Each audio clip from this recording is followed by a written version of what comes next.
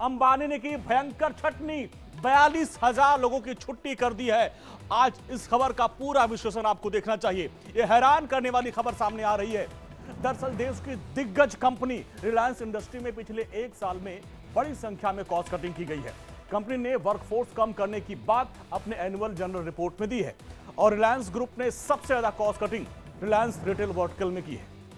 एक बड़े अखबार में छपी रिपोर्ट के मुताबिक रिलायंस इंडस्ट्रीज में 42,000 नौकरियों की कटौती कर दी गई है।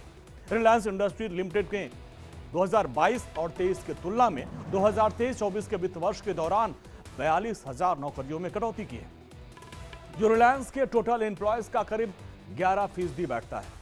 रिपोर्ट में दावा किया गया है कि खास तौर पर रिटेल सेक्टर में गिरावट देखी गई। 2022 और 23 के जो आंकड़े हैं उसके मुताबिक रिलायंस इंडस्ट्री में कर्मचारियों की संख्या 3,89,000 थी, जबकि फाइनेंशियल ईयर 2023-24 की बात करें तो यह घटकर 3,47,000 के पास हो गई है, यानी इसमें कटौती की गई है। कंपनी की सालाना रिपोर्ट में कहा गया है कि रिलायंस इंडस्ट्री में 1,70,000 भर्तियां कम हुई हैं, जो 1/3 से अधिक की कमी है। तो यह है बड़ी वजह। अब आपको बताते हैं कि रिलायंस इंडस्ट्री में 2 फाइनेंशियल ईयर की यानी वित्त वर्ष 24-25 की पहली तिमाही की बात करें तो 15,138 करोड़ का मुनाफा हुआ है। उनकी कंपनी 21 लाख करोड़ का कारोबार करने वाले देश की पहली कंपनी बन चुकी है।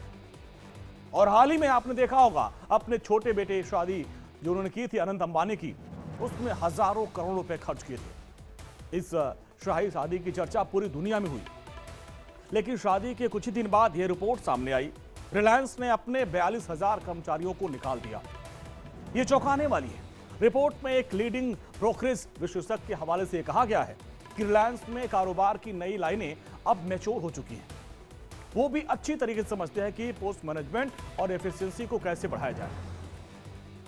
दरअसल Shaadi.com के जो फाउंडर हैं अनुपम मित्तल, हाल ही में रिलायंस में छटनी की खबर को अपने एक्स पोस्ट पर साझा किया और उन्होंने सवाल किया कि इस बारे में खबरें क्यों चुप हैं, खबरें क्यों नहीं चलाई जा रही हैं। अनुपम मित्तल ने रिलायंस में छटनी के बारे में बात करते हुए एक पोस्ट शेयर किया और कैप्शन में लिखा, 42K ये शांत खबर क्यों है? आर्थिक और राजनीतिक हलकों में गंभीर खतरे की घंटी बजनी चाहिए, लेकिन वो घंटी क्यों नहीं बज रही है? जिसके बाद से रिलायंस इंडस्ट्री में नौकरियों की कटौती की खबर को देखते देखते अब ये वायरल होने लगी। हर तरफ इसकी अब चर्चा हो रही है। अब ऐसे में आपको विस्तार से बताते हैं इसके पीछे की वजह क्या है। रिलायंस इंडस्ट्री में वर्कफोर्स में कटौती का एक बड़ा हिस्सा रिटेल कारोबार में किया गया, जो पिछले वित्त वर्ष में करीब 2,07,000 कर्मचारियों की संख्या में 60% था। 60%, सोचिए, बड़ी संख्या थी। वित्त वर्ष 23 की अगर हम बात करें तो 2,45,000 था ये। जियो में भी वित्त वर्ष 24 में कर्मचारियों की संख्या घटाई गई है, 90,000 कर दी गई, जो एक साल पहले यानी 22-23 में 95,000 थी। रिलायंस ने कहा है कि वित्त वर्ष 24 में खुद से नौकरी छोड़ने वालों की संख्या वित्त वर्ष 23 की तुलना में बेहद कम हुई है। अब ऐसे में हम जानने की कोशिश करते हैं कि इस पर रिलायंस का क्या पक्ष है। हमारे संवाददाता अभिषेक हमारे साथ मुंबई से जुड़ रहे हैं। अभिषेक, जो रिपोर्ट आई है ये बहुत चौंकाने वाली है। रिलायंस का पक्ष आपने जाना, क्या उनका कहना है इस पूरे छटनी को लेकर? बिल्कुल, जाहिर सी बात, देखिए, कह सकते हैं कि देश का या सबसे बड़ा जॉब लॉस वाला यानी जॉब जाने का एक बड़ा रिपोर्ट हो सकती है अब तक का। हालांकि यह अब तक समझ में आएगा, लेकिन सबसे सही कहा कि देखिए जिस तरह की रिपोर्ट में दर्शकों ने देखा। लेकिन इस पर मामले पर आगे की हम बात करें, रिलायंस इंडस्ट्री की तरफ से इस पर मामले पर कहा गया है कि बिल्कुल हाँ, चूंकि पहले कई सारे अधिक कर्मचारियों को हमने अपॉइंट कर लिया था और अधिक कर्मचारियों को अपॉइंट करने की वजह से जो समय समय पर जो हम सर्वे करते हैं, आकलन करते हैं कि कर्मचारियों की कितनी जरूरत होती है, कितनी जरूरत होनी चाहिए, उस हिसाब से हमने उन लोगों को छटनी की है। और छटनी के आधार पर ही जो रिटेल में सबसे खास बात देखिए कि सबसे अधिक प्रॉफिट जो हो रहा है रिलायंस इंडस्ट्रीज को रिटेल से हो रहा है। और रिटेल में आप समझिए कि 2,45,000 के आसपास कर्मचारी 2022-23 में थे और वह 43,000 के आसपास, करीबन 38,000 के आसपास घट जाते हैं। और उसके बाद जो जियो में जो है उसमें भी कम कटौती की गई है और उसमें भी 2-3,000 यानी टोटल मिला के करीबन 42,000 जो एम्प्लॉय को की छटनी की गई है। और यही कारण है कि वह कह रहे हैं कि पूरा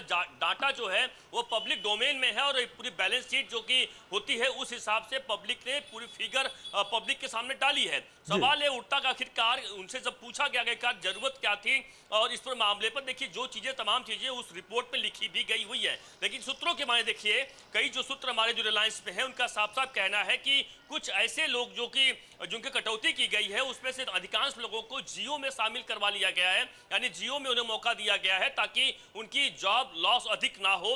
लेकिन सच्चाई तो यह है कि 42 इसके बावजूद भी, यानी आप समझिए कि बहुत लोगों को मौका जियो में दिया गया, उसके बावजूद भी 42,000 जॉब लॉस हुआ है, यानी 42,000 लोगों की छटनी की गई है। और इसका मतलब साफ साफ है कि जो मुनाफा अधिक हो लागत कम हो, यह जरूर एक बात सामने रखी गई है और इस आधार पर जितने भी 42,000 एम्प्लॉई हैं उनकी कटौती की गई है। और यह कंपनी आपको बता दूं कि 21 लाख करोड़ की कंपनी है, मुनाफे में कंपनी है, जो लगातार जो एक्सपर्ट है उस पर जो बातचीत बता रहे हैं उसके बावजूद अभिषेक आप बने रहिए हमारे साथ, एक्सपर्ट हमारे साथ जुड़ रहे हैं शरद कोहली जी और शास्त्री हैं। शरद जी बहुत बहुत स्वागत है आपका इंडिया डेली पर।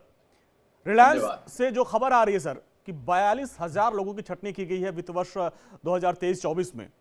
अभी जैसा कि अभिषेक बता रहे हैं मुनाफे वाली कंपनी है, अभी अपने बेटे की शादी में करोड़ों रुपए, हजारों करोड़ रुपए खर्च किए, इसके बाद 42,000 छटनी, इसके पीछे की वजह क्या आप देखते हैं आप? देखिए, जो रिटेल का बिजनेस है ये ज्यादातर छटनी रिटेल बिजनेस से करी गई है और रिटेल में थोड़ा सा कंजम्पशन में स्लो डाउन पिछले एक साल में देखा गया है। खाली रिलायंस नहीं, बाकी भी जो रिटेल के ब्रांड्स हैं वहां भी देखा गया। तो एक कहावत है पुरानी, बाप बढ़ाना भैया सबसे बड़ा रुपया।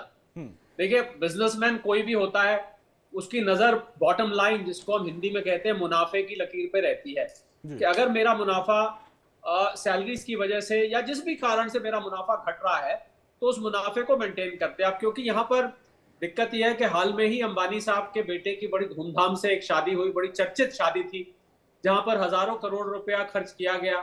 तो एक नेचुरल नैरेटिव ये बन जाता है कि भाई आप अगर पुत्र के विवाह पर हजारों करोड़ रुपए लगा सकते हैं तो उन 42,000 लोगों को, बेचारों को जिनकी नौकरी चली गई, जिनके घर की रोजी रोटी शायद आज उनके घर में चूल्हा नहीं जल रहा होगा, जिनको नौकरी नहीं मिल पाई है, तो उनका भी आप ख्याल रख सकते थे। पर हकीकत क्या है कि बिजनेस तो बिजनेस की तरह चलता है। शादी शादी है। मैं अंबानी साहब को डिफेंड नहीं कर रहा हूं, मैं एक आम बिजनेसमैन की बात कर रहा हूं क्योंकि मैं कॉर्पोरेट वर्ल्ड से टच में रहता हूं। शादी है बेटे की, खूब धूमधाम से होगी, हजारों करोड़ खर्च होंगे, पर अगर बात मुनाफे पे आएगी तो मुनाफा अगर मेरा घटने लगेगा, मुझे लगेगा मेरी सेल गिर रही है या मेरी कॉस्ट बढ़ रही है। एक्सप्लेनेशन ये आया कि कॉस्ट बढ़ रही थी, सेल उस प्रोपोर्शन में नहीं बढ़ रही थी। रिलायंस ने क्या किया था कि रिटेल की आउटलेट्स बहुत जल्दी आपने देखा होगा छोटे टियर 1, टियर 2, टियर 3 सिटीज में बहुत सारी स्टोर्स खोल दी थी, 700 से भी ज्यादा स्टोर्स खोली थी। अब पीछे उन्होंने स्टोर्स खोलनी भी कम कर दी है। और अगर आप ओवरऑल ग्रुप का देखें तो 2.25 लाख लोगों को नई नौकरी भी मिली है, ऐसा नहीं है कि नहीं मिली है, पर ये लोग ज्यादातर कॉन्ट्रैक्चुअल थे और इसमें से कुछ टेम्परेरी एम्प्लॉइज भी थे। तो जब भी छटनी की जाती है तो पहले आप टेम्परेरी और छटनी और कॉन्ट्रैक्चुअल एम्प्लॉइज की करते हैं। तो मुनाफे पे नजर तो कोई भी। शरद सर आप हमारे साथ बने रहिए, आएंगे आपके पास और भी जानेंगे। अशोक अजमेरा जी हमारे साथ जुड़े, चेयरमैन है एजकॉन के। अशोक सर आपके पास आते हैं। कहा जा रहा है कि रिटेल सेक्टर में जिस तरीके से घाटा था इसलिए छटनी की गई है, इसका असर रिटेल सेक्टर पर कितना पड़ रहा है? नहीं, देखिए, सबसे पहले तो मैं ये बोलना चाहूंगा कि in free enterprises you have a commercial organization जी। Now there you have to take all kind of decisions basically to maintain the profitability, the business growth, and at the same time you have to check your costing also. Ji. So when it was required, the people were employed, and when now with the digitalization, lot of things are automation. So yes, definitely the retrenchment numbers which are given 42,000 and more is very large. But at the same time we cannot blame the company or the organization for the same. Ji. Like they have to see the commercial interest also, they have to see the interest of the stakeholders also. Ji. And they know how to plan their business. नहीं, ठीक है sir, वो अपने business को plan कर सकते हैं, लेकिन क्या आपको लगता है कि रिटेल सेक्टर में इस तरह से मारामारी है क्या कि 42,000 लोगों की एक ही कंपनी छटनी कर रही है, फिर बाकी कंपनियों क्या हाल होगा? ये तो सिर्फ एक कंपनी की कहानी है। नहीं, देखिए, अगर आप नंबर ऑफ स्टोर्स पे देखेंगे तो नंबर ऑफ स्टोर्स तो बड़े हैं। रिटेल बिजनेस ओवरऑल बढ़ रहा है जी, रिटेल ग्रोथ हो रही है। ये कोई बिजनेस के टर्नओवर पे कोई फर्क नहीं पड़ा है, कोई प्रॉफिटेबिलिटी पे कोई फर्क नहीं पड़ा है, लेकिन आगे का बिजनेस की प्रॉफिटेबिलिटी पे फर्क पड़ सकता है if you have the burden of such large number of employees. So this is for the management to decide जी how to manage their costing, how to manage their profitability. जी ठीक है। शरद सर, अशोक सर, आप हमारे साथ बने रहिए। एक रिपोर्ट जिसकी सबसे ज्यादा चर्चा हो रही है उसका जिक्र कर ले, इसके बाद आप दोनों के पास आएंगे, अभिषेक आपके पास भी आएंगे। दरअसल पिछले 12 जुलाई को मुकेश अंबानी के छोटे बेटे अनंत अंबानी और राधिका मर्चेंट की ग्रैंड शादी हुई, जिसमें पूरी दुनिया से तमाम बड़ी हस्तियां पहुंची थी और चर्चा का विषय बनी हुई थी। मुकेश अंबानी ने अपने बेटे की शादी में दिल खोलकर खर्च किया और कहा जा रहा है कि करीब 7 महीने तक चले इस समारोह में अनंत अंबानी की शादी पर मुकेश अंबानी लगभग 5,000 करोड़ से अधिक खर्च कर दिए। लाखों रुपए का कार्ड बांटे गए, करोड़ों गिफ्ट बांटे गए। फिर सवाल ये उठता है कि आज हर भारतीय सवाल पूछ रहा है कि भाई इतना आपने खर्च कर दिया शादी में, तो फिर ऐसी क्या जरूरत आग पड़ी थी कि 42,000 कर्मचारियों को आपने काम से हटा दिया, छटनी कर दी?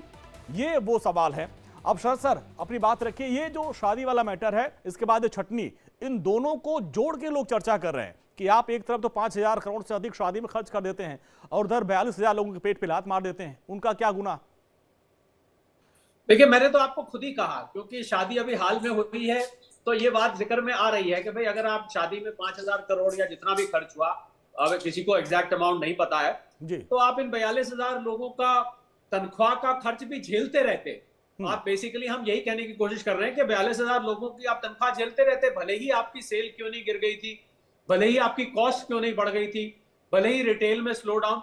तो मैंने जैसे कहा कि देखिए वो एक निजी मामला है, कंपनी की तरफ से चलती है। मैं अंबानी साहब को डिफेंड नहीं कर रहा हूं, मैं ये भी साथ में मानता हूं कि एक जो लिस्टेड कंपनीज होती हैं, आपको इंटरेस्टिंग बात बताता हूं, वहां पर एक कॉर्पोरेट सोशल रिस्पॉन्सिबिलिटी होती है जिसको हम CSR कहते हैं। उसके अंतर्गत हर कंपनी को खर्च करना होता है कुछ ना कुछ समाज के लिए, उसका फॉर्मूला है, उसमें मैं नहीं जाता।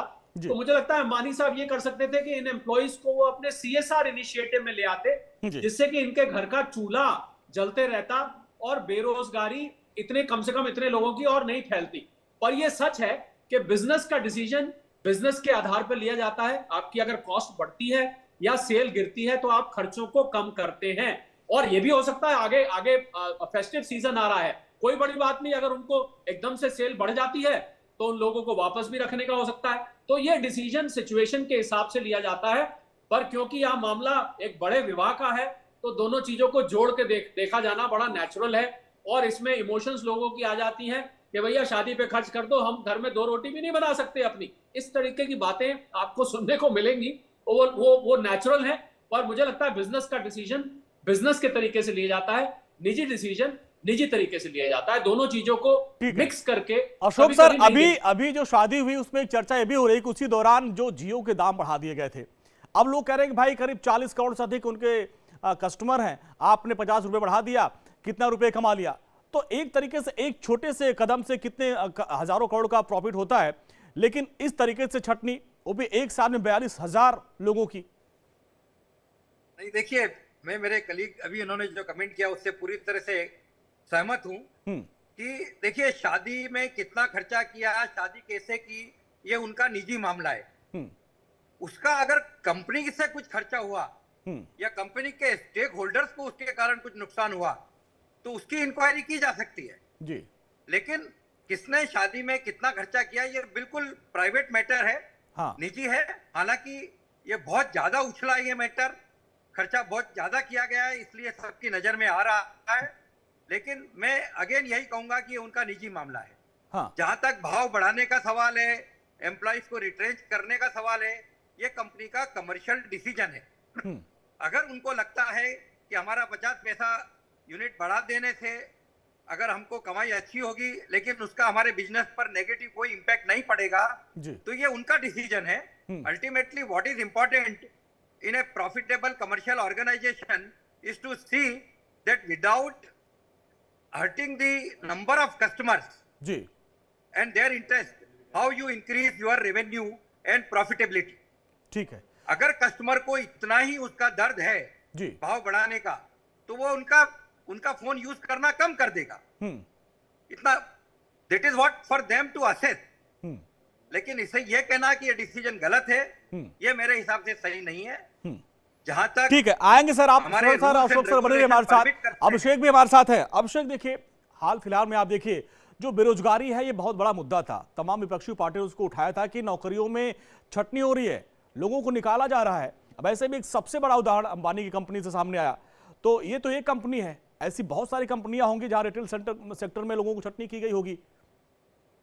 अभिषेक बिल्कुल, देखिए चूंकि जाहिर सी बात है कि देश की और कह सकते हैं विश्व की एक बहुत मानी जानी कंपनी रिलायंस इंडस्ट्रीज है, और इसमें जाहिर सी बात है अगर करीबन जिस तरह से 42 दलों को निकाला जा रहा है और उसके बाद उनको छटनी की जा रही है यह बताकर कि जो खर्चा कम करना है और मुनाफा ज़्यादा करना है, तो जाहिर सी बात है लोगों की इससे चर्चा हो रही। बिल्कुल लोगों की इस बात में चर्चा होगी, लोग सोशल मीडिया के जरिए तमाम जरिए अपने तरीके से अपनी भड़ास निकालते हैं। लेकिन ये बात भी सच है कि कंपनी का पूरा अधिकार होता है, कंपनी किस तरीके से काम करे, किस तरीके से अपने हिसाब से आगे जाए, या उनका कंसर्न होता है और उस हिसाब से शायद उन्होंने जो डिसीजन लिया होगा। लेकिन हाँ, जो बात रही आपकी अन्य कंपनियों का, आपको याद दिला दूं मुंबई में ही ऐसी एक दो नहीं कई जगहों पर ऐसे तमाम जगहों पर लाइन लगती है। कई बार आपने देखा होगा पिछले दिनों एक वीडियो बहुत तेजी से वायरल हुआ था मुंबई एयरपोर्ट पर तमाम कर्मचारियों की भर्ती की जानी थी, जहां पर एक दो नहीं एक ही दिन में इतनी भीड़ हुई जैसे मानो कि वहां पर भगदड़ मच जाएगी। करीब 25,000 से अधिक वहां पर कर्मचारी वहां पर गए थे, लोग वहां पे इंटरव्यू देने के लिए। तो यह स्थिति जरूर तमाम जगहों बेरोजगारी की है।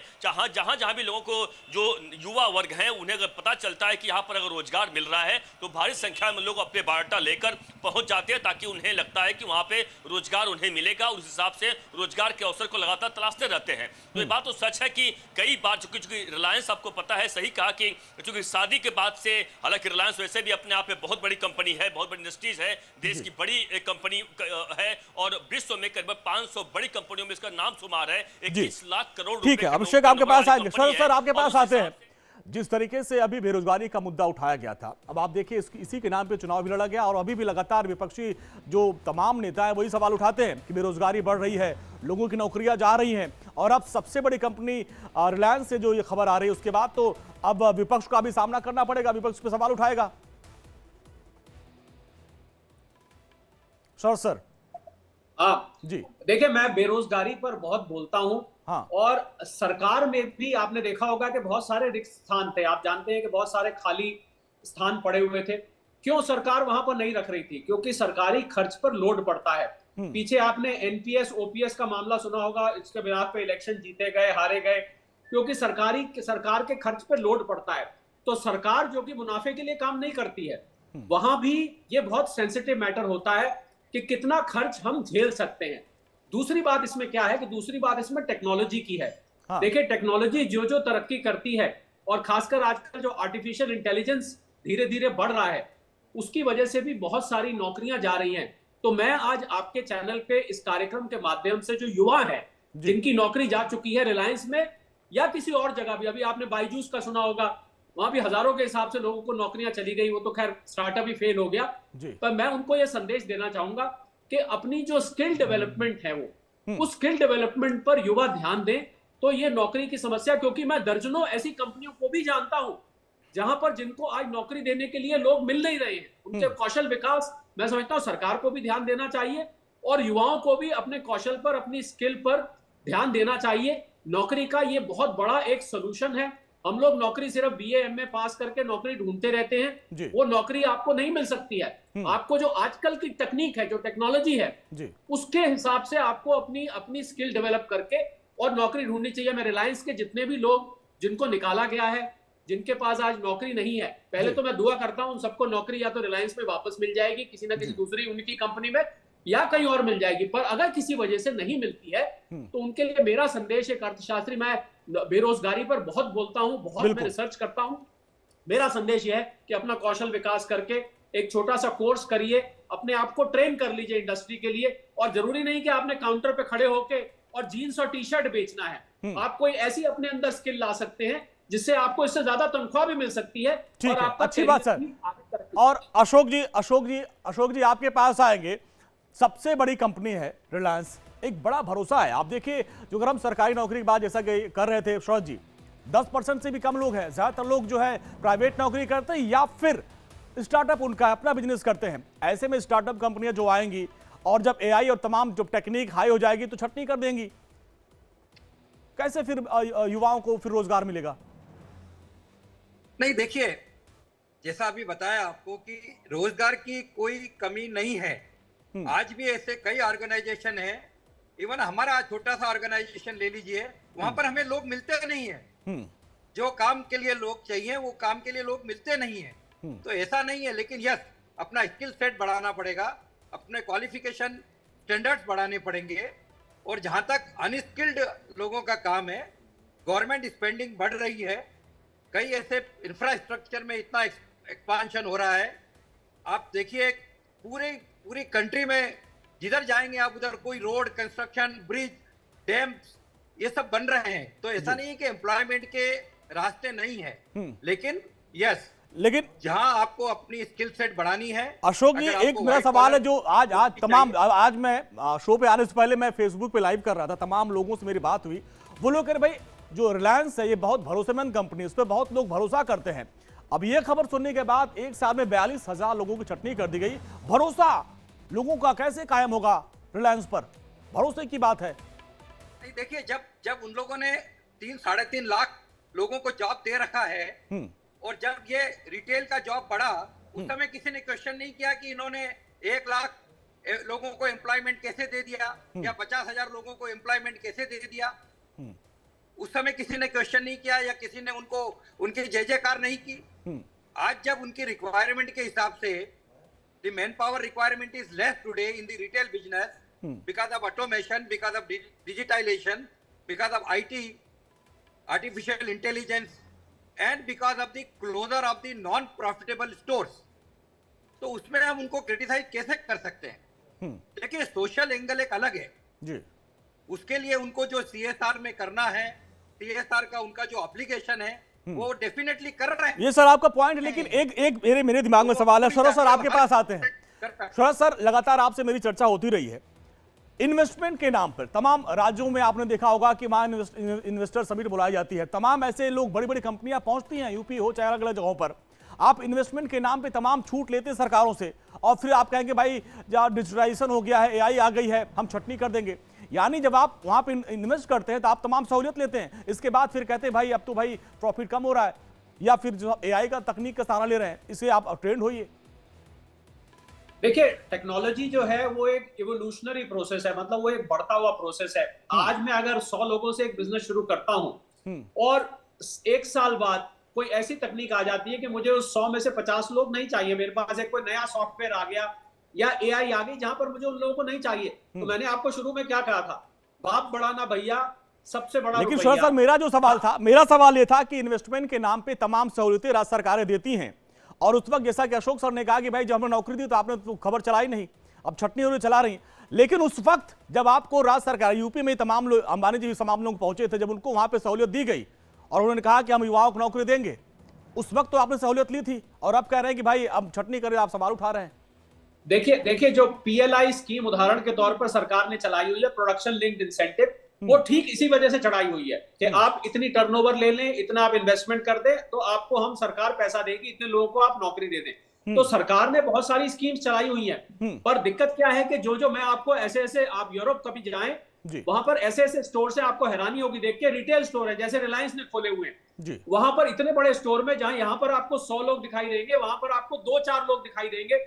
रेस्टोरेंट्स में बजाय वेटर के रोबोट सर्विस देते हैं, धीरे धीरे वो भी हम उस तरफ। तो मैंने जिस बात को बोला, मैं वो बहुत ही जरूरी बात है, और मैं चाहूंगा, पहले तो मैं ये कहना चाहूंगा, अगर आपके चैनल के माध्यम से आज ये आवाज अंबानी साहब के घर, दफ्तर या उनके हुक्मरान पे पहुंच रही है, तो उन लोगों को कृपया करके कहीं ना कहीं वो नौकरी दे, पहली बात। दूसरी बात जो मैं कहना चाह रहा था कि अगर हम इसी तरह नौकरी के पीछे भागते रहेंगे, आपको करना क्या है कि आप अपनी स्किल ऐसे बना लीजिए कि नौकरी आपके पीछे भागे। हम लोग बस यही गलती हो रही है कि आप नौकरी के पीछे भागेंगे या नौकरी आपके पीछे भागेगी। ये थोड़ा सा फर्क है, और ये फर्क कहाँ है? ये जो कौशल विकास की मैंने बात करी, यहां पर सरकार का बहुत बड़ा रोल आ जाता है, क्योंकि पीछे स्किल डेवलपमेंट मिनिस्ट्री जो बनाई गई थी, उसमें आपको याद होगा एक मंत्री महोदय को भी बीच में हटा दिया गया था, क्योंकि कौशल विकास मंत्रालय वो काम नहीं कर पाया जो उससे उम्मीद थी। मैं उम्मीद करता हूं बिल्कुल सर जी, मैंने कई बार खबरों में बताया था कि स्किल जो है उनकी कमी थोड़ा बहुत है, लेकिन आएंगे आप लोगों के पास, आप लोग हमारे साथ बने रहिए। एक रिपोर्ट आपको बताता हूं। दरअसल रिलायंस इंडस्ट्री लिमिटेड ने जून तिमाही में अपने नेट प्रॉफिट में 5% की गिरावट दर्ज की, ऐसा कहा गया है। रिफाइनिंग और पेट्रो रसायन कारोबार में भी कम मार्जिन के चलते टेलीकॉम और रिटेल कारोबार में भी बढ़त को फीका कर दिया है। तेल से लेकर रिटेल में टेलीकॉम कारोबार तक में एक्टिव रिलायंस इंडस्ट्री ने शुक्रवार को एक बयान में अप्रैल और जून तिमाही में समूह का नेट प्रॉफिट 15,138 करोड़ रुपए बताया, यानी करीब 22.37 रुपए प्रति शेयर, यानी 22 रुपए 37 पैसा शेयर रहा उनका, जो इस एक साल पहले की तुलना में 16,011 करोड़ यानी करीब 23 रुपए 66 पैसे प्रति शेयर हो गया। इसके पहले जनवरी मार्च की तिमाही की अगर हम बात करें तो कंपनी ने रिकॉर्ड 18,951 करोड़ रुपए की कमाई की थी। तिमाही आधार पर कंपनी का नेट जो प्रॉफिट था वो 20% घटा है। एक एंगल ये भी है जिसकी चर्चा लगातार हमारे मेहमान कर रहे हैं, अशोक जी भी कर रहे हैं, लेकिन अभिषेक आपके पास आएंगे। तमाम सारी चीजें हैं, जैसा कि हमने कहा कि इन्वेस्टमेंट के नाम पे राज्य सरकारें तमाम बिजनेसमैन को बुलाते हैं, चाहे यूपी हो, अलग अलग राज्यों में आप देखिए इन्वेस्टमेंट समिट होता है, वहां पे तमाम सहूलियतें दी जाती हैं इन कंपनियों को, लेकिन उसके बाद अगर 2-4 साल बाद ऐसी छटनी होगी तो सवाल तो उठेंगे ही। बिल्कुल, देखिए सवाल उठने लाजमी है और उठने भी चाहिए सवाल, क्योंकि जाहिर सी बात है, सही कहा आपने, तमाम ऐसी सहूलियतें दी जाती हैं तमाम प्राइवेट लिमिटेड कंपनियों को या लिमिटेड कंपनियों को कि प्राइवेट सेक्टर्स को। महाराष्ट्र आपको पता ही है कि मुंबई देश की आर्थिक राजधानी के नाम से जानी जाती है। देश के प्रधानमंत्री नरेंद्र मोदी जब कुछ दिनों पहले जब मुंबई आए थे, उस दौरान उन्होंने साफ साफ तौर पर कहा था कि वह चाहते हैं कि मुंबई एक ऐसा और जगह बने, महाराष्ट्र ऐसा जगह बने जहाँ पर कि लोग यहाँ पर भारी संख्या में यहाँ पर टूरिज्म प्लेस हो सकता, तमाम ऐसी चीजें हैं जो कि वास्तव में यहाँ पर हो सकती है। तो जाहिर सी बात है कि सवाल तो खड़े करने वाजिबी है और सवाल खड़े होने भी चाहिए, लेकिन देखिए जिस तरीके से इसमें अब आखिरकार वह उनकी क्या मजबूरी थी, किस तरीके से वो साफ चीजों पर उन्होंने जाहिर किया ही हुआ है कि चूंकि कॉस्ट कम करना है और प्रॉफिट अधिक होना चाहिए और कम लोगों में लागत, कम लागत पे जाहिर सी बात है अगर उनका काम हो रहा है तो उस हिसाब से हुआ। ठीक, अभिषेक आपके पास आएंगे, लेकिन अशोक सर आपके पास आते हैं। अब आप देखिए ये इतनी बड़ी खबर थी, अभी शादी.com के मित्तल साहब उन्होंने खबर उठाई थी कि भाई इतनी बड़ी छटनी की गई, इस खबर को अभी तक दबाया क्यों गया था, इसको लेकर भी अब तमाम सवाल उठ रहे हैं। अशोक जी नहीं, देखिए खबर कौन सी ऐसी है जो प्राइस सेंसिटिव है, जिसको आपको एडवांस में इंटीमेट करना है या एक्सचेंज में फाइलिंग करनी है। यह खबर उस तरह की खबर नहीं है। यह खबर कंपनी के एनुअल रिपोर्ट में छपी है और उसके हिसाब से जिन्होंने भी उसको समझा, उसको पॉइंट आउट किया, उसको देख सके, उन लोगों ने ये खबर को बाहर उठाया है। कंपनी खुद सामने से जाकर ये नहीं बोलेगी कि हमने 5,000 आदमी या तो एम्प्लॉय कर लिए या 10,000 आदमी आपने रिट्रेंच कर दिए जी।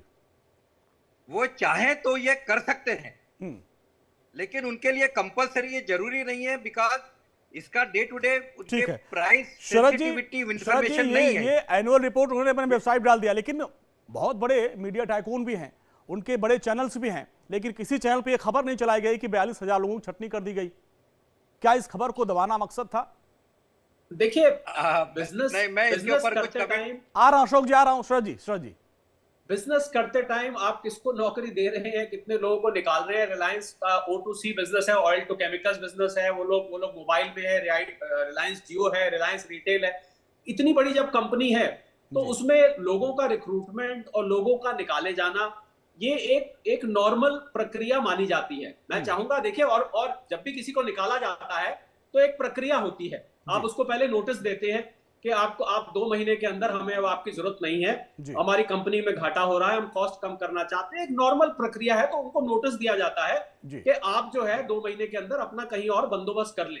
तो मुझे उम्मीद है कि उस पूरे प्रोसीजर का, उस पूरे प्रोसेस का पालन किया गया होगा। मैं चाहूंगा कि आप किसी एक एम्प्लॉय को अपने चैनल पर लेकर आए, इन 42,000 में से 1-2 को जिनको इसमें रिट्रेंच किया गया है, उनको आप लेकर आए। बिल्कुल सर जी, लगातार ये सीरीज चलेगी हमारी, हम कोशिश करेंगे वहां के एम्प्लॉयज को। अभिषेक भी हमारे साथ है, अभिषेक लगातार वहां के संपर्क में है लोगों से। अभिषेक, आपने रिलायंस इंडस्ट्री के लोगों से बात भी की, उनके वर्जन को आपने जाना। अब शरद सर कह रहे हैं कि भाई लोगों को बुलाइए और उनसे भी बात करिए। बिल्कुल देखिए, बिल्कुल हमारी कोशिश रहेगी बिल्कुल उन तक पहुंचने की कि जिस तरीके से जिन लोगों को निकाला गया है, क्या रीजन दिया गया, वास्तव जैसा कि बता रहे हैं कि क्या उन्हें नोटिस दी गई है, क्या नोटिस सर्व किया गया है, या फिर अगर अचानक निकाला गया है तो क्या उन्हें जो रिम्बर्समेंट मिलना चाहिए था, जिस तरीके से उन्हें 1 महीने की 2 महीने की सैलरी मिलती है जो नियम के अनुसार होता है, क्या वो दिया गया है क्या। बिल्कुल ये इंडिया डेली की जो मुहिम है बिल्कुल उस तरीके से आगे बढ़ेगी और उस तरीके से हम वहां पर पहुंचने की बिल्कुल कोशिश करेंगे। जो एक पत्रकारिता का जो एक वसूल होता है कि उस तरीके से बिल्कुल हम आगे बढ़ेगा। लेकिन देखिए इस पूरे मामले में कंपनी की तरफ से साफ साफ कहा गया है कि यह कई उसमें से लोगों को हमने जियो में अकोमोडेट किया है और जियो में जो कई लोग काम कर रहे हैं, लेकिन उसके बावजूद 42,000 लोगों की संख्या तो है जिन्हें निकाला गया है। आखिरकार उनकी स्थिति किस तरीके से है, किस स्थिति में है, ये जरूर देश के सामने आना चाहिए और रोज इंडिया डेली जरूर इस मुहिम को यानी जो इस न्यूज है उसको जरूर आगे लाएगा। ठीक है अशोक सर, नौकरी बहुत बड़ा मुद्दा है, आपने चुनाव भी देखा और अभी भी लगातार इसको लेकर किया जा रहा है, लेकिन प्राइवेट सेक्टर में अगर इस तरीके से छटनी होगी तो नौकरी लोग कहां करेंगे? क्या हर कोई, जैसा कि सर कह रहे हैं कि भाई स्किल लेबर हमारे पास नहीं है, लेकिन वो उन लोगों क्या जो जिन लोगों ने 10-10 साल 12-12 साल यहां पे अपना काम किया है, अब वो लोग क्या करेंगे? नहीं देखिए, ये मुद्दा ये पूरे देश के लिए, इसमें गवर्नमेंट प्राइवेट सेक्टर सबको मिलकर इस पर विचार करने की जरूरत है जी। अनएम्प्लॉयमेंट की जो प्रॉब्लम है ये बहुत सीवियर ग्लोबल प्रॉब्लम है जी। आज यूएस भी अनएम्प्लॉयमेंट की प्रॉब्लम से जूझ रहा है जी। और हमारे देश में तो डेफिनेटली, क्योंकि हमारा गरीबी स्तर अभी भी बहुत नीचे है, मतलब लोगों का इकोनॉमिक स्तर, हमारे लिए बहुत जरूरी है कि हम जॉब कहाँ पर दें, जॉब की नई अपॉर्चुनिटी ढूंढे।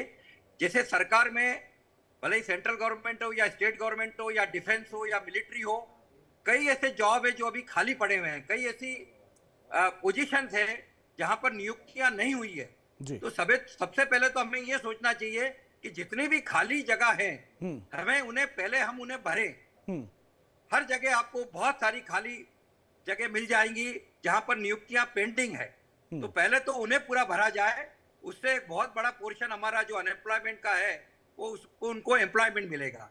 उसके आगे फिर हमें यह सोचा जाए कि हम कैसे मैन्युफैक्चरिंग एंड सर्विस सेक्टर में कैसे बढ़ाव करें जिससे कि लोगों को एम्प्लॉयमेंट मिले।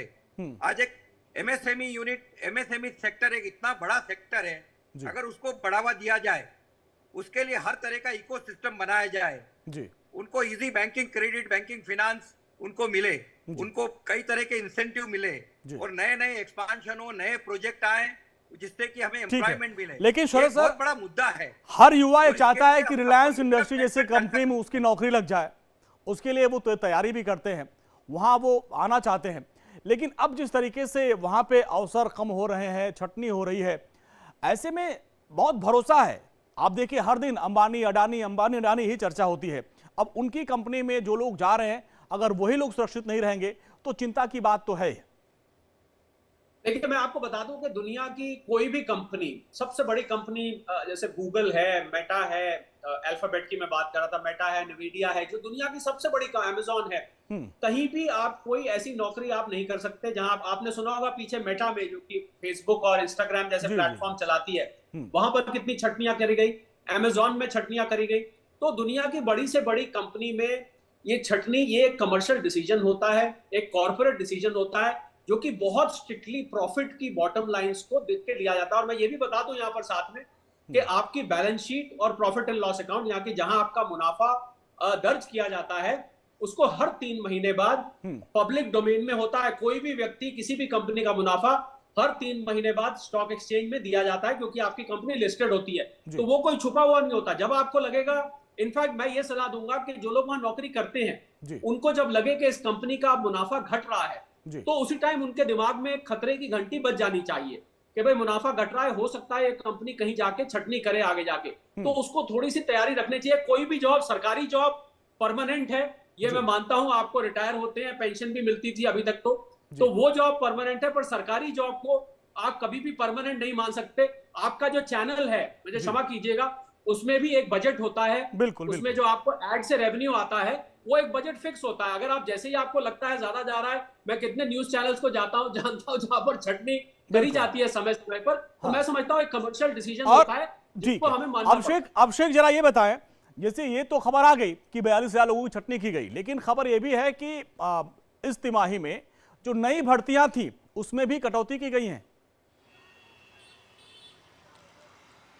बिल्कुल बिल्कुल, देखिए वह भी बकायदा बिल्कुल सही कहा आपने, बिल्कुल वह भी सार्वजनिक रूप से उस बैलेंस शीट में, यानी जो दिया गया है तिमाही बैलेंस शीट में साफ साफ कहा गया है कि बिल्कुल जो उनकी और लोगों को रखे जानी थी वह उनकी संख्या भी कम की गई है। तो कहीं ना कहीं देखिए इसके पीछे साफ साफ एक ही बात कही जा रही है कि लागत कम करना है, और लागत कम करने का मतलब साफ लागत को नहीं बढ़ा, ताकि जाहिर सी बात है कि आगे आने वाले समय में और भी घाटा हो कंपनी को और नुकसान हो, या फिर अन्य और भारी संख्या में लोगों को निकाला सके, इसका मतलब साफ समझा जा सकता है। और यही कारण है कि वह उन्होंने जो लोगों को रखे जाने की जो संख्या है उस पर भी कम की है। और सबसे खास बात देखिए बताना चाहूंगा, जो रिलायंस इंडस्ट्री की हम बात करें, लेकिन सबसे अधिक जो बात हो रही है वो रिलायंस रिटेल में, रिटेल यानी जो ईसा अंबानी जिसको जिस सेक्टर को देखा करती है, और ईसा अंबानी के सेक्टर में सबसे अधिक लोगों की नौकरियां गई है। उसके अलावा जियो में जो कि आकाश अंबानी देखा करते हैं, उसमें सबसे अधिक लोगों की नौकरियां गई हैं। तो दो सेक्टर्स अधिक हैं रिलायंस इंडस्ट्रीज के पूरे, अगर इंडस्ट्रीज की बात करें जिसके चेयरमैन और एमडी जो कि खुद मुकेश अंबानी है, उस सेक्टर्स में इंडस्ट्रीज वाले सेक्टर में उतना नुकसान नहीं हुआ है।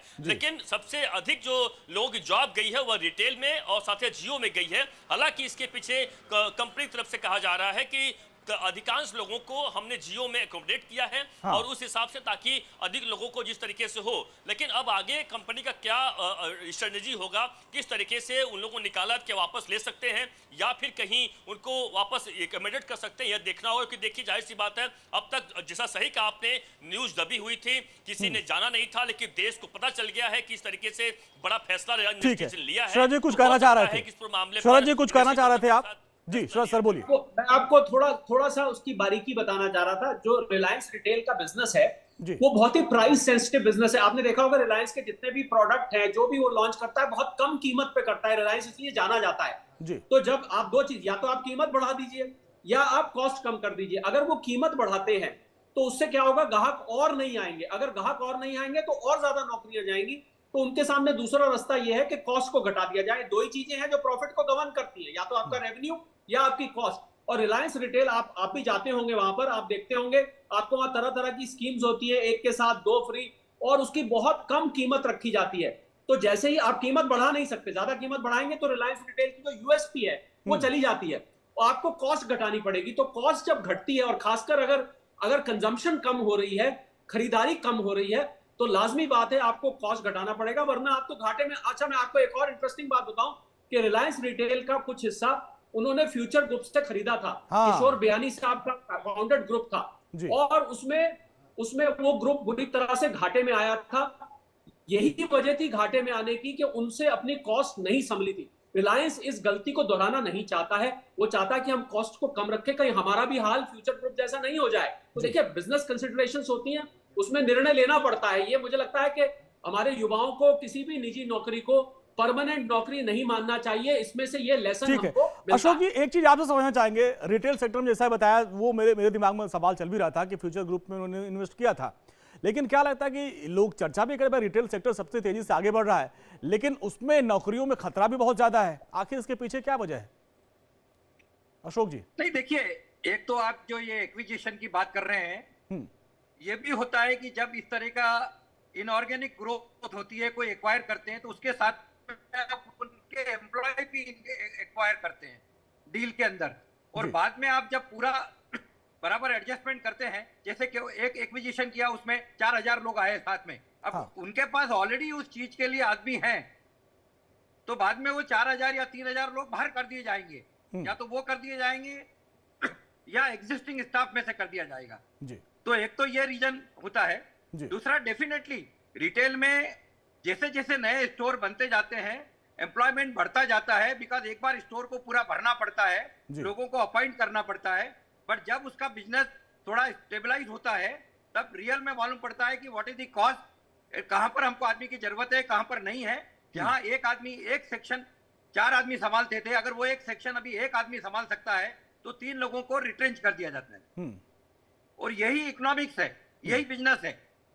लेकिन शरद जी, आपसे मैं समझना चाहूंगा, शहरीकरण होता जा रहा है, आप छोटे छोटे शहरों में ऐसे रिटेल शोरूम आप खुल जाएंगे, बिग बाजार जैसे और रिलायंस मॉल जैसे तमाम ऐसे खुलते जा रहे हैं, तो ऐसे में लोग जो है ऐसी जगहों पे ज्यादा जा रहे हैं, ऐसे में तो फिर नौकरियां बढ़नी चाहिए, तो फिर उस सेक्टर में गिरावट क्यों शरद जी?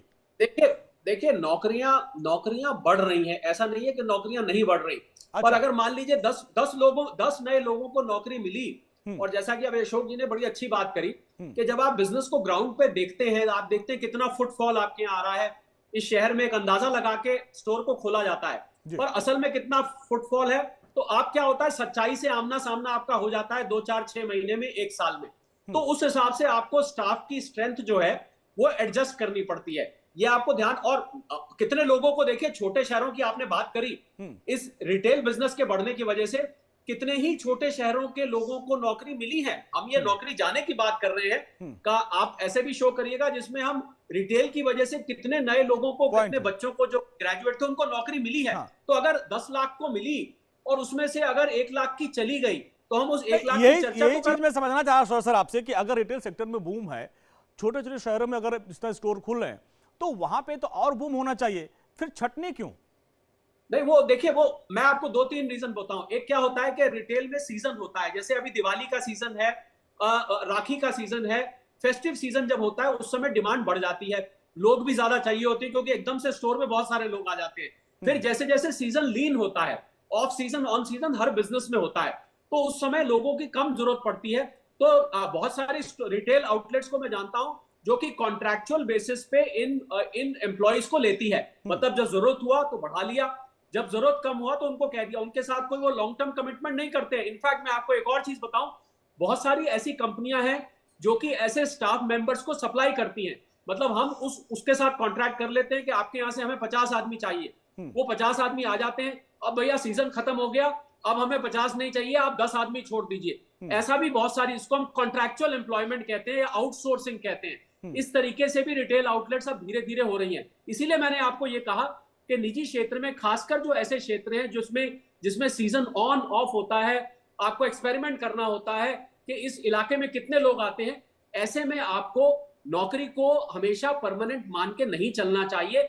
इसीलिए मैंने ये कहा कि आपको अपना स्किल डेवलपमेंट ऐसा करिए कि आप ऐसी आपके पास स्किल आ जाए कि मंदी हो या तेजी हो, आपके पास नौकरी की कमी नहीं हो। इस तरीके से युवाओं को मैं संदेश देना चाहता हूं, और मैं समझता हूं अगर वो ये करेंगे कभी भी उनके सामने ऐसी सिचुएशन नहीं आएगी कि उनके पास नौकरी नहीं है। अगर एक जगह से गए भी तो हाथ फैला के दूसरी कंपनी उनके लिए तैयार खड़ी होगी।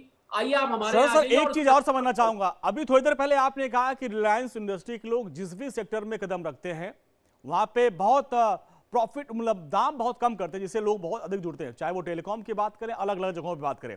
क्या ये जो रिटेल सेक्टर में इस पे इनका प्रयोग असफल रहा, इसकी वजह क्या है, आप कुछ बताएं, जरा समझाएं। नहीं, मैं ये नहीं कहता हूं कि असफल रहा, बिल्कुल भी मैं नहीं कहूंगा असफल रहा। जैसा कि मैंने कहा, कई कारणों से निर्णय लिया जाता है। रिलायंस आज भी रिटेल में सबसे बड़ा प्लेयर है, और आप रिलायंस के डिपार्टमेंटल स्टोर में अगर जाएंगे, जो ग्रोसरी स्टोर होता है, या रिलायंस ट्रेंड्स है जो कपड़ों का है, वहां जाएंगे, जितनी रेंज आपको वहां मिलेगी शायद बाकी के रिटेल आपको उतनी रेंज नहीं दे पाएंगे। मैं इसको फेलियर नहीं मानता हूं। रिलायंस की जेब बहुत गहरी है, छोटे मोटे घाटा ये तो पॉइंट है, लेकिन अभिषेक जो रिपोर्ट आई है उसमें भी कहा गया तमाम ऐसे रिटेल सेंटर थे रिलायंस के जो बंद हुए, उसको फिर कंटिन्यू नहीं किया गया, वहां से जो कर्मचारी छटनी हुई उनको दोबारा कहीं एडजस्ट नहीं किया गया। एक ये भी बहुत बड़ी वजह थी जो ये आंकड़ा 42,000 तक पहुंच गया।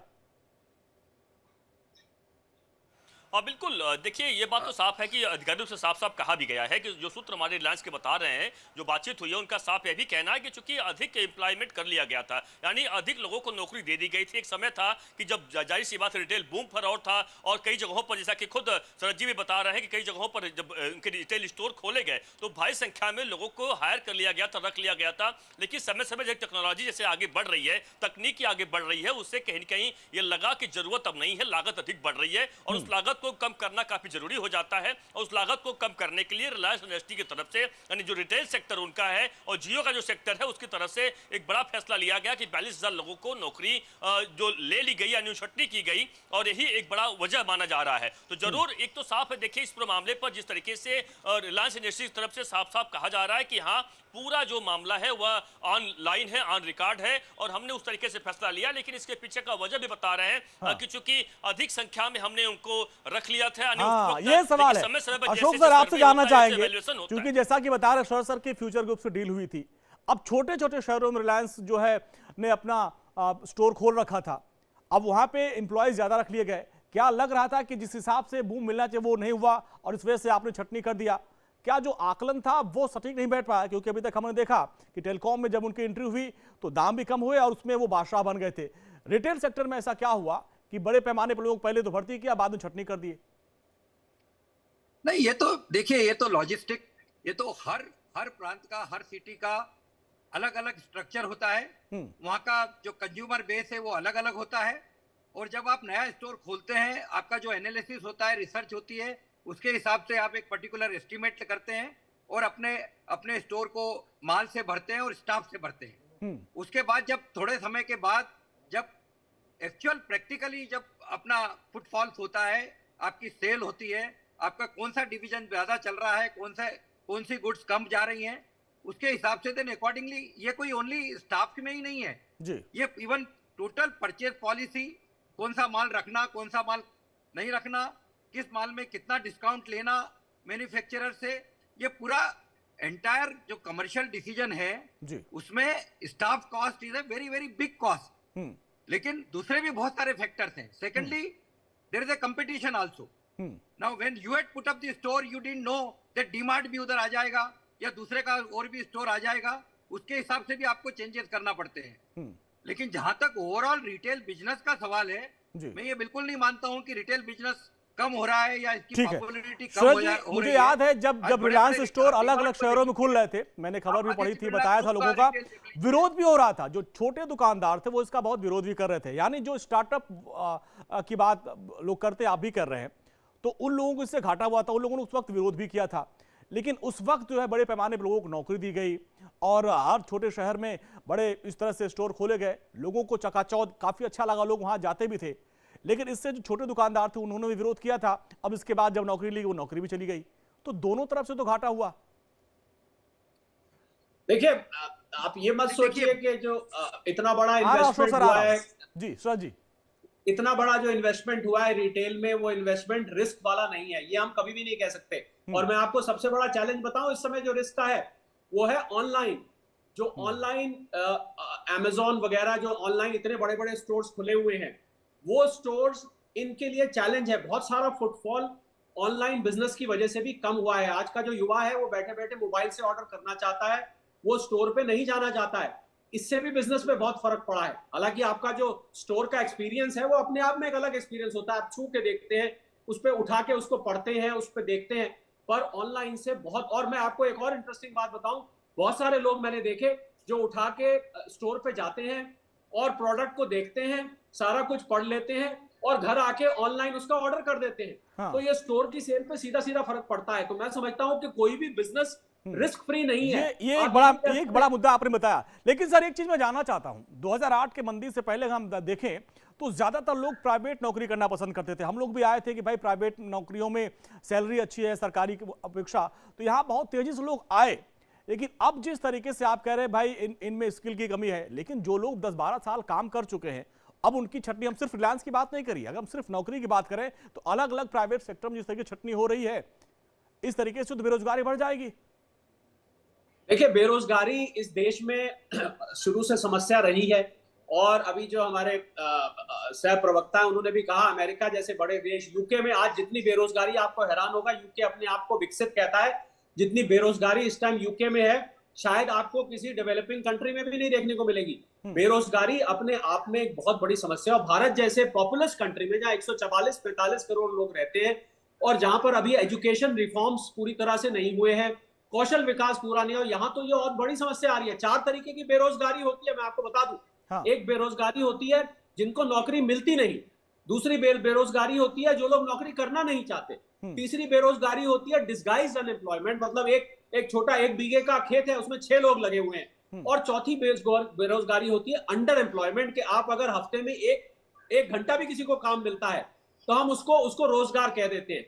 तो मुझे लगता है कि हमें बेरोजगारी की समस्या को एड्रेस करने के लिए सबसे पहला कदम जो उठाना है कि हमारे यहाँ बेरोजगारी को नापने का कोई पुख्ता पैमाना नहीं है। हमारे पास, हमें कभी CMI की रिपोर्ट ले लेते हैं, कभी हम EPFO की रिपोर्ट लेते हैं, हमारे पास कोई इसको, जबकि अमेरिका में क्या है कि आप रियल टाइम में, अभी इस टाइम भी आप मुझे कहें तो मैं आपको बता दूंगा कि अमेरिका में इस टाइम कितने जॉबलेस क्लेम्स जिसको वो कहते हैं वो कितने हैं। तो मुझे लगता है सबसे पहला कदम, अगर आप बीमारी का इलाज ढूंढना चाहते हैं तो पहले बीमारी का डायग्नोसिस जरूरी है।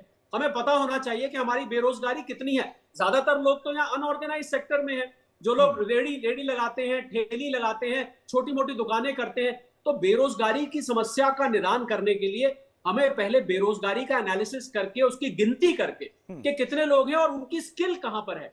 इंडस्ट्री जो है वो लोगों को ढूंढती रहती है, जब जब जरूरत होती है वो ढूंढती है, जितने लोगों की जरूरत होती है रख लेती है, जब नहीं जरूरत होती है वो निकाल देती है, वो एक अलग बात है। पर अगर हम नेशनल लेवल पे, सरकारी लेवल पे हम इस समस्या का समाधान चाहते हैं तो हमें एक बहुत एनालिटिकल अप्रोच लगानी पड़ेगी। हमें ये बेरोजगारी को पहले नापने के लिए पैमाना बनाना पड़ेगा, सिस्टम। हमने तो 10 साल से सेंसस ही नहीं किया है अभी। हम तो हर साल क्या करते हैं, 2 करोड़ अपने आप को बढ़ा देते हैं।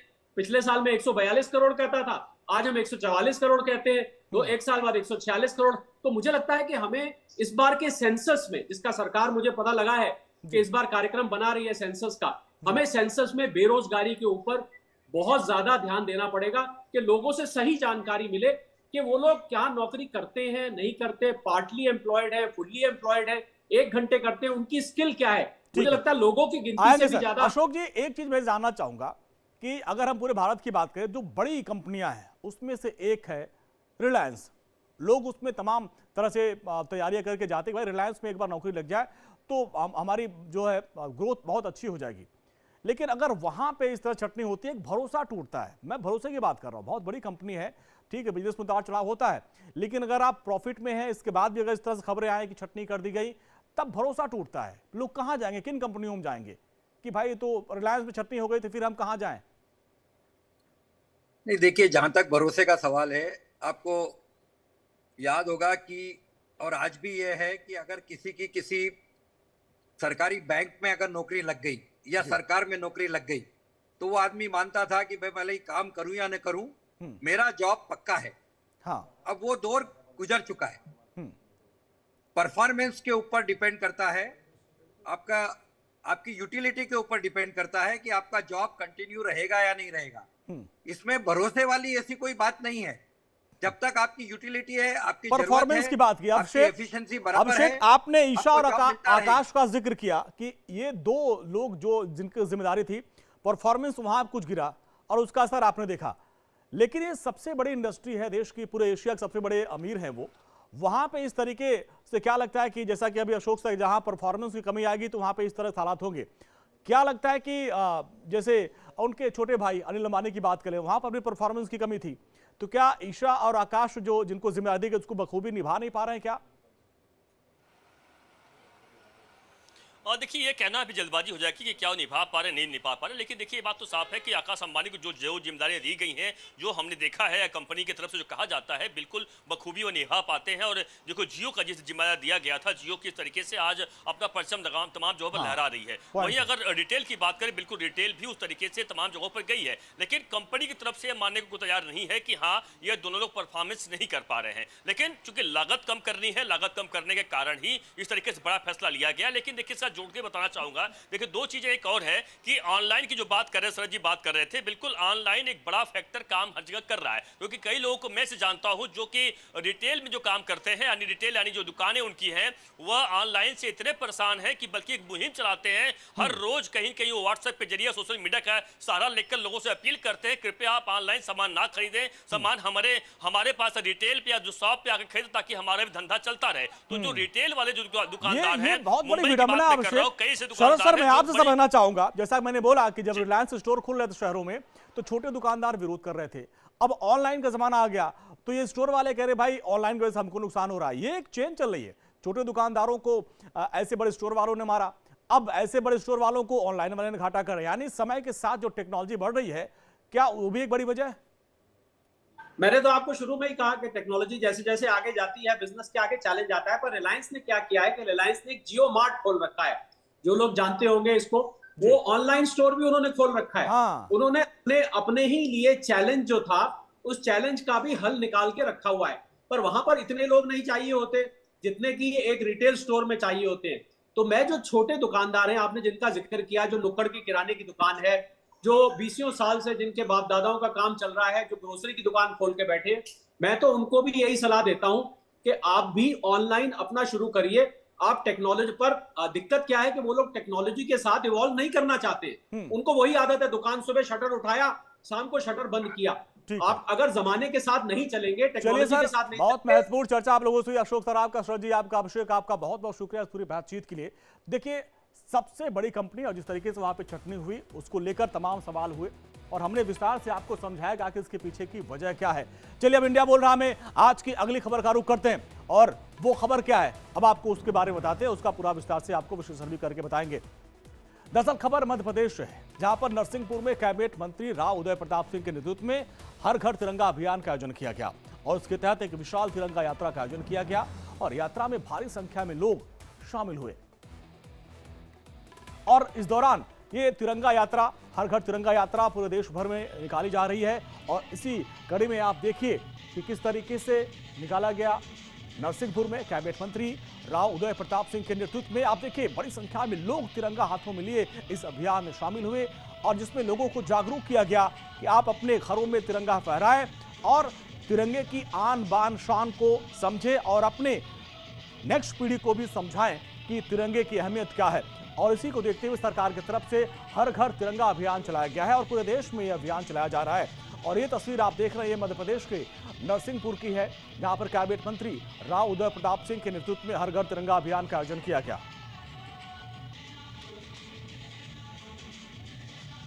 आज मध्य प्रदेश सरकार के परिवहन मंत्री राव उदय प्रताप सिंह जी ने अपनी विधानसभा क्षेत्र में तिरंगा यात्रा निकाली और सबसे बड़ी बात तो यह है कि तिरंगा यात्रा परिवहन मंत्री ने निकाली और परिवहन मंत्री बैठे कहाँ थे? जीप के बोनट पर।